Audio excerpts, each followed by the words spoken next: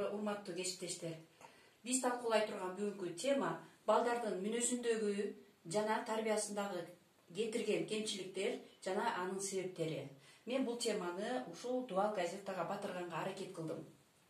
Биз балага мүнөздөмө жазып келебиз.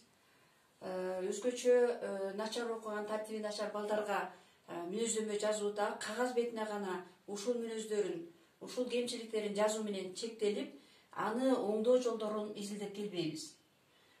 Ушул өңүттө мен агайды врачка салыштырдым дагы, агайдын китептерин окуп чыгуу менен агайды врач катары эсептеп, ушул балага коюлган диагнозу, оорунун себептерин туура деп таап атам да. Агай 15 балага диагноз коюптур. Сөз башынан болсун, мына биринчи инфантилизм. Бул жаңы термин экен. Бул көз каранды, өзүнө өзү ишенбейт деген баладагы сапат экен. Эми мунун себебин агай мындайча аныктап атат. Баланы ата-эне ашыкча бөпөлөйт же буйрук менен тарбиялайт. Экинчи, түнт деген диагноз коюптур. Эмне себептен? Анткени ата-эненин мээримине, бала сүйүүсүнө муктаж. Үчүнчү, бала ачуулуу. Эмне себептен? Үй бүлөдө бала жемеленип, кемсинтүүчүлүк, ур-токмок менен тарбияланып келет. Төртүнчү, көчө баласы. Себеби ата-эне өзү ичкич, чылымчыл, балага тарбия берүү, тарбиянын баалуулугу жөнүндө түшүнүгү жок. Андан кийинки диагноз, бала окууга кызыкпайт. Эмне себептен? Анткени ата-эне дагы билимсиз. Алтынчы диагноз, баланын сөз байлыгы, кругозору жок. Себеби ата-энеде бала менен баарлашуу, китепти чогуу окуу, аны талкуулоо жок болгондуктан балада кругозор жок. Жетинчи, бала өз алдынча эмес. Эмне үчүн? Ата-эне өзүнүкүн гана талкуулап, ата-эненин буйругун гана аткарып, өз алдынчалуулук жок болуп келет. Андан кийинки диагноз, бала калпычы, эки жүздүү. Эмне себептен? Анткени ата-эне өзү калпычы, өзү эки жүздүү. Мына бул жерден айткым келет, ата-эне баланын күзгүсү эмеспи. Андан кийинки диагноз, бала эч кимге ишенбейт. Эмне себептен? Анткени ата-энеде башкаларга ишенбөөчүлүк жашайт.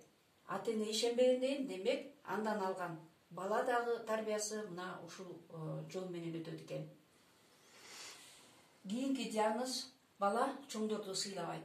Эмне себептен? Анткени үйдө бирдей мамиле жок, бирде ыгы жок тилдесе, бирде бөпөңдөп, дайыны жок, эркелетип келишет.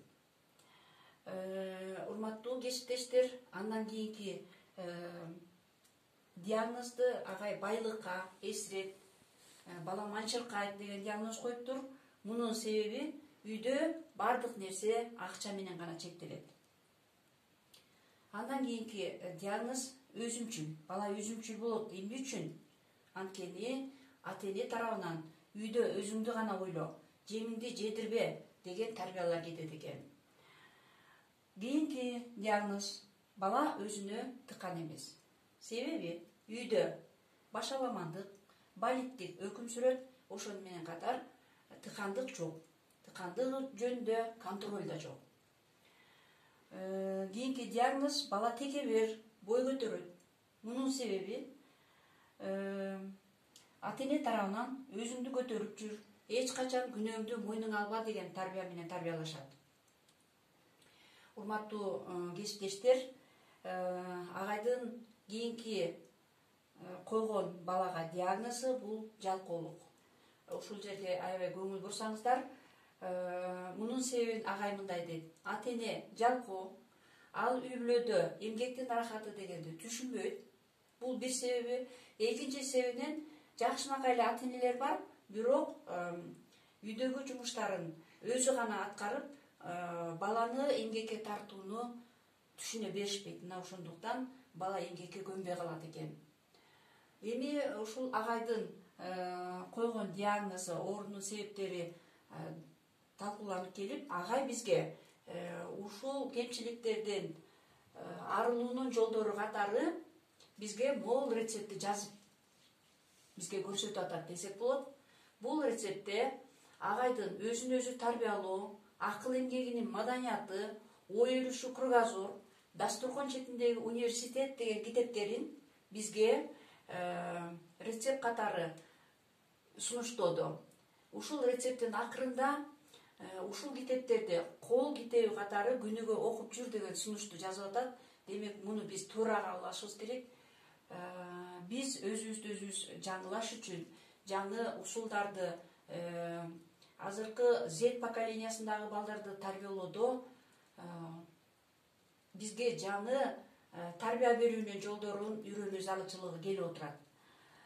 Ошондой эле мен бул дубал газетамдын атын «Билгениңди үйрөт» деген тема койгондун дагы себеби бар.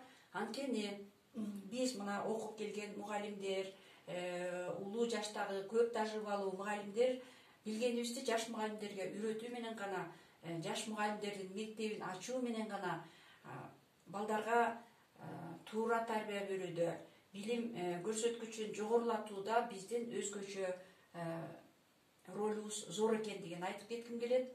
Ошондуктан мен жалпы мугалимдерге жан дүйнө дарыгери бололу деген чакырыкты айтып кетүү менен сабагымды аяктайм. Көңүл бурганыңыздарга чоң рахмат.